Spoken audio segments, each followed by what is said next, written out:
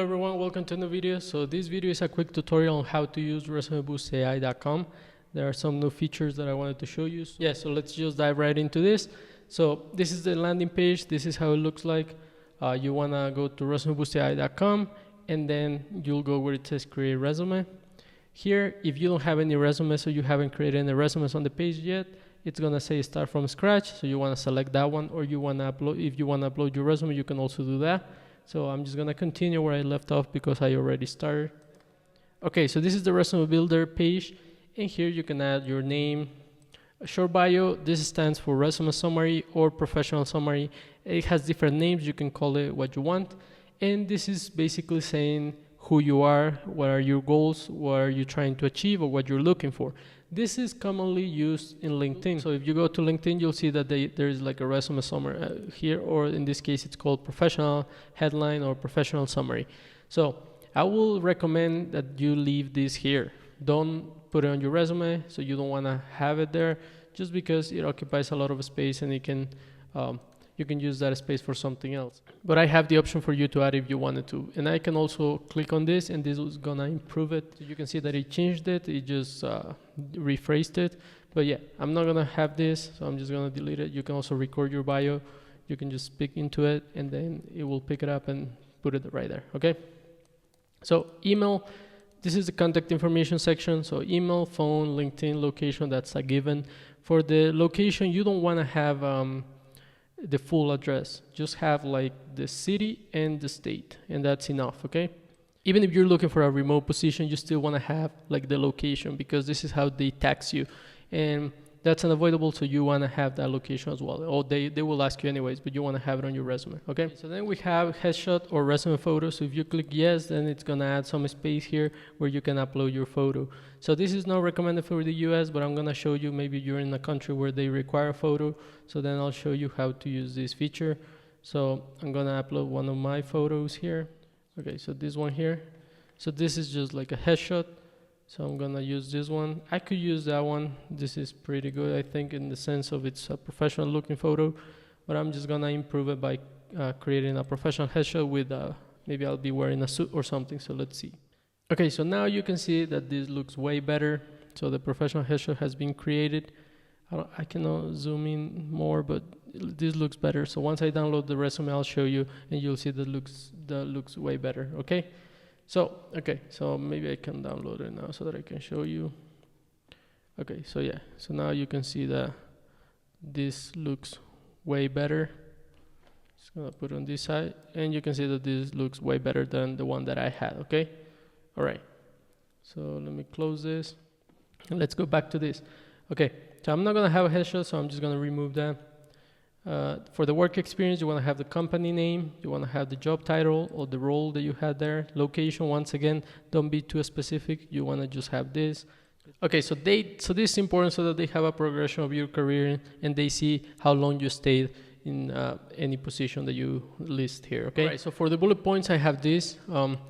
So when you write a bullet point, and I have more videos about this, and you can check out those videos, but I'm just gonna explain this really quick. You wanna answer 3 questions, or maybe 4. You wanna answer like what you did, and how you did it, like which technologies you used, and also what you achieved, okay? So in this case, we have developed an interactive data visualization tool, so that's what I did. Using what? So using this, and these two, they serve the purpose of being keywords as well. So you wanna have as many keywords as you can without sounding unnatural. So you don't want to have like a lot of keywords, but you don't want to have a few keywords. You want to have like just the right amount of keywords, okay? And then to achieve what? To enable users to analyze prompts.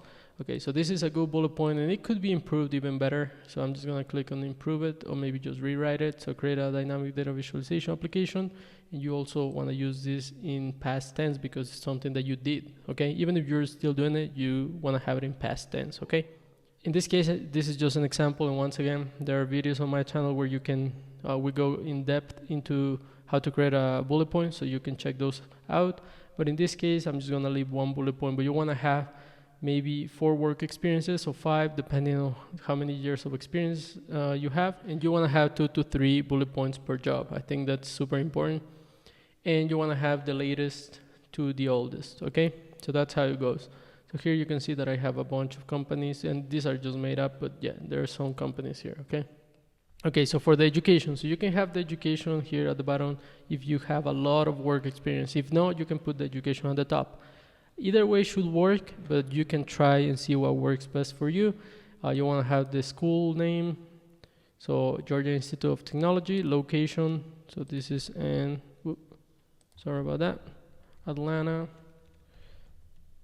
yeah, like that. And then the degree, I'll just say this. Well, in this case, it's a bachelor's in computer science. Graduation date and GPA, this is optional. Only if you want to add it, you can add it, okay? Okay, so project, so you can add a project if you have a project. I have a lot of work experience and it's not gonna fit here, so I'm not gonna add anything, but if you wanted to, you could do that as well, okay? And then you can put the project name, some description, or a link, and then the date when you worked on it, okay? For the skills, so the skills, this is one of the most important sections of a resume. So usually what you put here for the skills, this weighs a lot when it comes to getting jobs. Why? Because usually this job is going to be parsed by an ATS system, which is an application tracking software. And that system is going to parse your resume and it's going to try to match whatever is in the job description, okay? So if we take this job description here, well, this one doesn't have, I'm looking for one that has a lot of keywords. So like this. See, this is a keyword, this is a keyword, and this is for any job. So like if you're a finance major or something like that, you'll have Excel or a Power BI or something like that. If you're an electrical engineer, they'll mention Altium, they'll mention Arduino and stuff like that, okay? So this is for software engineer, but you can see that these are the keywords that you want to have in your resume so that you can match the job description and you can get passed through that ATS system and also through recruiters, because if a recruiter looks at this and you don't have any of the experience or the technologies that they require you to have in the job description, then you're not going to make it far. So you also want to have that. And there is a nice feature here that if you just copy this and then you just paste it here. Now I'm going to delete this. I'll click on match job description skills, and then you'll see the skills appear on this side. And you can see there's quite a lot of them in the description, and that's what the AI has done. So now you can see on the resume that we have listed all of the skills here, all of the keywords. So that increases the chance of my resume getting through and getting to actually a recruiter. So even if it's in a recruiter's hands, they'll also look at the skills and they'll see what skills they're looking for, and you'll still be a match, okay? So let me remove some of them so that I can download the resume without going to a second page. And I also have a second page if you wanted to. So even if it overflows, you still can create the resume in multiple pages. But for me, I just recommend just doing one page, okay? So I'll stop at there. And then another section, you can add custom sections as well, and you can name them whatever you want to name them. And here we have the styling. Okay, so for the styling, I'll show you here this really quick. So for the styling, usually I'm not a fan of styling or just having like colors on the resume, but there are some colors that actually are good, like this one, which is it's a dark color, right? This is gray, this is also good. Usually these colors I don't like too much, but you can still use them if you wanted to. So for the font family, there's like a bunch of them that you can use. All of them are optimized for a resume. You can see these look really good. This is my favorite, and also this one here.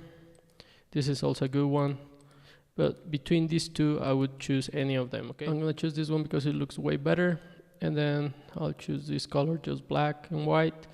And then for the font size, you can make it small, medium, large. I'll just keep it at 12. I guess that's the standard as well. And then this is for the top border. If you want to have a top border, you can do that as well. I won't have any now. And you can even center, the name. You can center the sections, and it makes it have like a different feel and look, okay? So I'm just gonna keep it at the left. The name size, you can also make it bigger, and I guess that's the biggest that you can go in this case. I wouldn't make it bigger than that, but yeah, it's your choice, but I think it looks good with 24 side margin as well. This is a good margin overall, but you can choose default, medium, or just wide. Just make it super wide. Medium, default, narrow. So I would say the margin narrow, not too wide on the sides. You can show the dividers as well.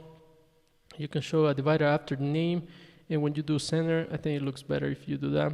So see, that has like a different look. It looks like a completely different resume. So yeah, so you can play with this. I'm just gonna make it simple, just have that. I'm just gonna download the resume. It downloads the resume as a PDF format.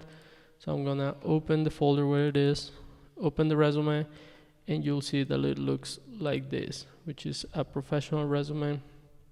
And you can use it to apply for jobs right away. It has a very good ATS score. You can go past any ATS systems just because the way they parse it line by line. So this one doesn't have any columns, so you just go through. So this is a pretty good resume, and you can get one using ResumeBoostAI.com. You can also have a photo if you wanted to, and yeah, that's it. Just go to ResumeBoostAI.com and create a resume, and you can start creating your resume today. Thank you, and I'll see you on the next one.